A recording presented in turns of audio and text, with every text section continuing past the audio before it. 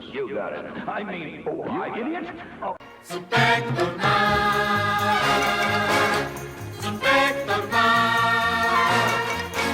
Defeat the Mad Ape, Spectreman. Hello and welcome to Earth Alien ProtoMet.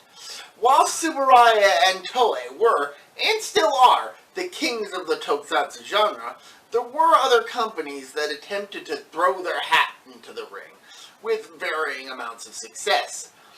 One such company was P Productions, which made a number of tokusatsu shows in the 60s and 70s.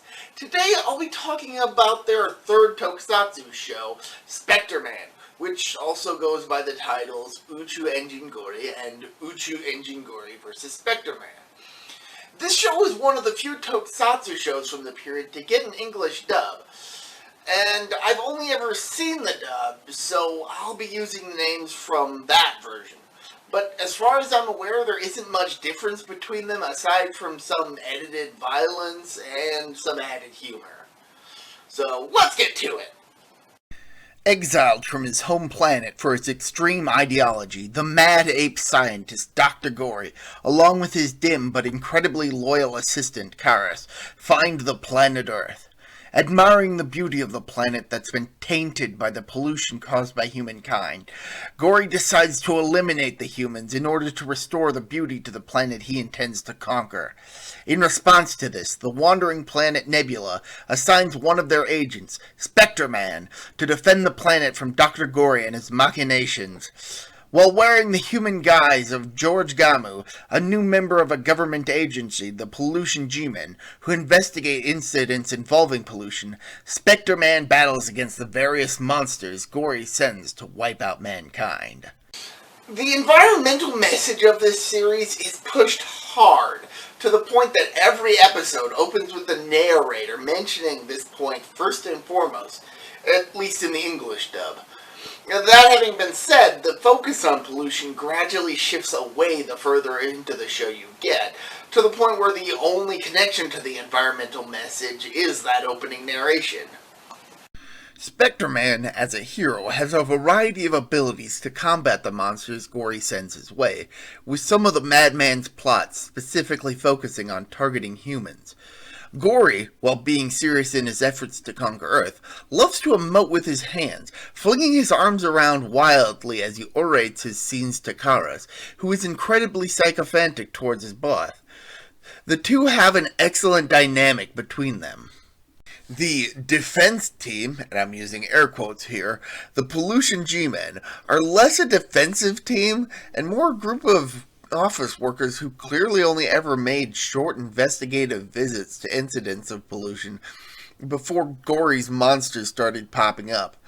In fact, the team only eventually become a proper defense team after they get caught up in enough incidents that the Japanese government decides to appoint them as a defense team and provides them with equipment.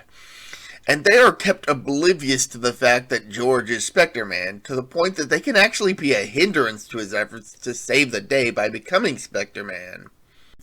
And becoming Spectreman isn't a simple feat like it is in most other tokusatsu shows. Instead of being able to transform at will, George must first get approval from Overlord, his boss on Nebula, and even then, there needs to be clear enough skies that Nebula can see George so they can send the signal to transform him.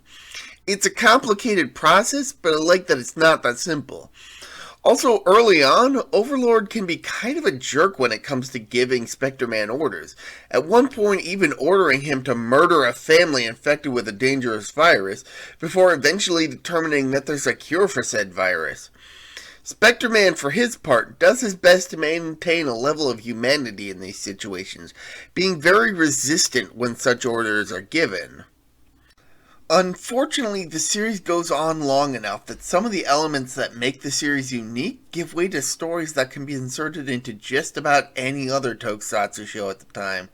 In fact, towards the end of the series, Gori and Karas tend to only be marginally involved with the monsters of the fortnight, really only observing things and rarely making personal appearances to confirm they even are involved.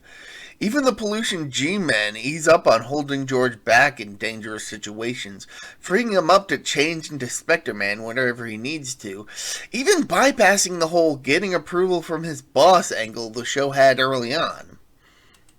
Ultimately, Spectreman ends up being your standard tokusatsu affair, though I have to admit, its early episodes do help it to stand out from the pack, at least for a little while. The English dub of the series was co-written and performed by actor Mel Wells, who played Travis Mushnick in the original Little Shop of Horrors movie. For as generic as Spectreman winds up being by the end, I would recommend watching this series, if only for the first half or so of the series, and how well those episodes are written. So, until next time, this has been me, ProtoMet. See ya!